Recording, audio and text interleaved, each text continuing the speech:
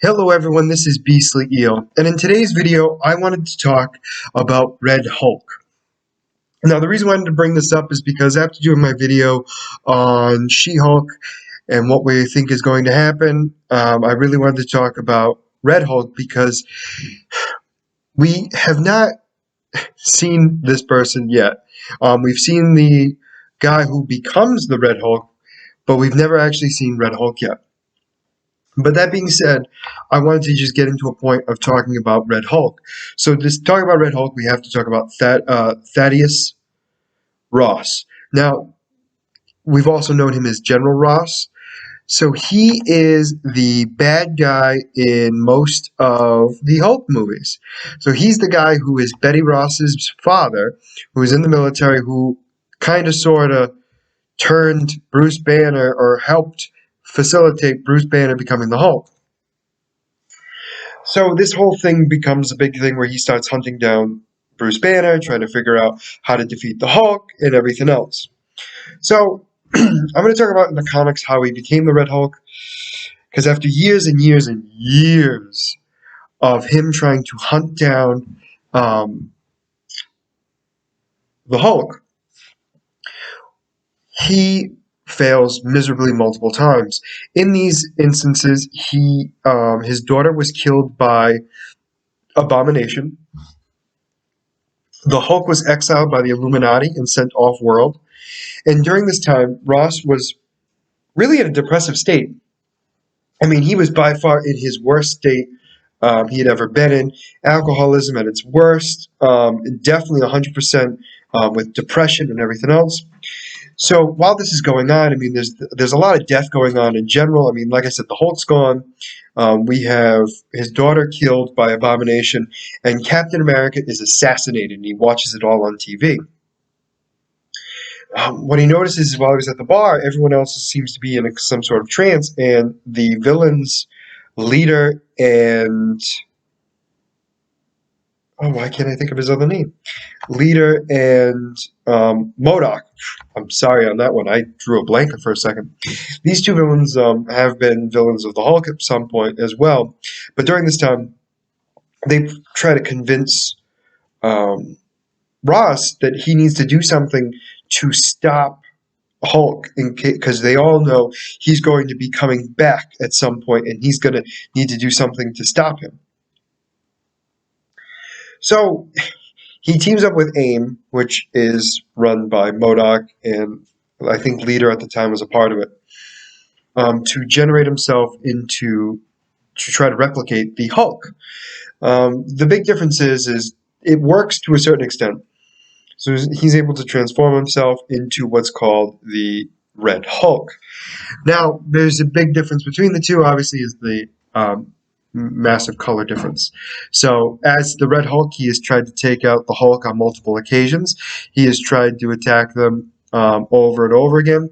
He has, though, as the Red Hulk, been more of, I would consider, an anti-hero. A lot of people are going to be weirded out by that because he's really just the arch nemesis of the Hulk. I wouldn't necessarily call him a villain. He wants to defeat the Hulk because the Hulk can't be controlled all the time. That's a big difference there. And I think that's part of the reason why he's not always the bad guy.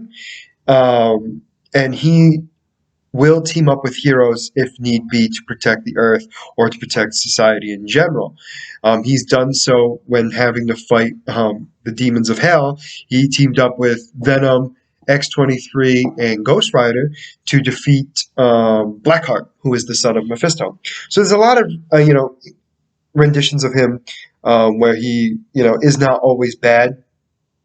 But he's definitely one you got to be careful of because he's got a temper to begin with, and his fixation on killing the Hulk has always been a thing for him, and he'll do whatever he has to do so.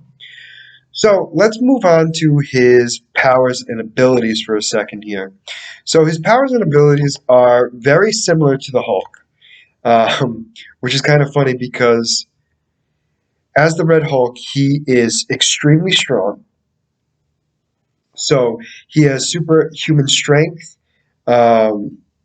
He's able to, he's been able to defeat an Odin Force-powered Thor in a one-on-one fight, which is very powerful, by the way, for those of you who don't know. He's incredible superhuman leaping. He can leap vast distances. He has a regenerated healing factor. He has a slowed age process because of his Red Hulk ability and the fact that he's absorbed, powered by gamma and cosmic radiation. Although he does still age at times, it's not as fast as he was before the Red Hulk. So he has superhuman stamina. He seems to have a almost limitless and can constantly fight, run, perform physical activities without getting tired. He is superhuman. He has superhuman durability. Superhuman speed. He has gamma radiation emission. So he constantly gives off gamma radiation at a rate that increases the anger he gets. And what this is this radiation sometimes burns even when Ross touches, and at high levels makes Ross appear to be on fire. If Ross emits too much radiation, he overheats and can explode in immense levels. It can be dangerous for his opponents. So that's kind of why he's red. He actually emits so much radiation at once, he is burning up. And as that states, he can get to a point where he can burn and explode from just being that angry. Really gives rage, fiery rage, a whole new meaning. He also has energy absorption, so he has the capability of absorbing energy. He has said in his confrontation against the Hulk and his defenders that he absorbs energy, mostly gamma, but that he has a real taste for cosmic power. He has also absorbed and taken for himself the Silver Sorcerer's power cosmic at one point, and he was able to fly away on his board at one point. However, if he overuses this power, Red Hulk is unable to revert back into his human form until he exerts all that extra energy. So the heat thing, the reason why I wanted to bring that up too, because one, that deals with his color, but it also, when he fought the Hulk at one point, they were fighting in the desert and he was generating so much heat, they were actually fighting on top of glass because it was melting the sand so much. But the big thing is too, there has been no limit to how hot he can get. There has never been set a limit, I should say, in any of his stories so far.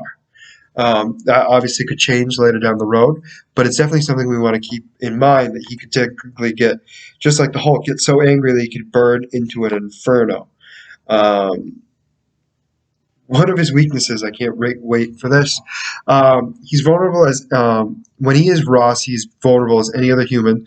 But as the Red Hulk, he displays a notable weakness against bladed and sharp objects.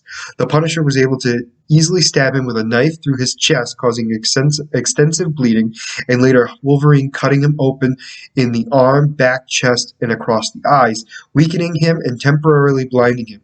Absorbing energy from the negative zone drains him. Interesting. And the Red Hulk can overheat himself, as the madder he gets, the hotter he gets through the production of gamma radiation, which means he's also vulnerable to mental attacks from powerful psychics. He's also vulnerable to mental attacks from powerful psychics. So he has decent amount of weaknesses. His healing factor apparently is not as great as the Hulk's, where the Hulk can heal so fast that he can't be really penetrated that much or that easily. So it's interesting to see that the Red Hulk can be. So the power grid from Marvel, as always, is a 7 scale. Still never understood how that actually is. The one thing, too, is when he transforms into the Red Hulk, he keeps all of his faculties, meaning he's in full control of himself.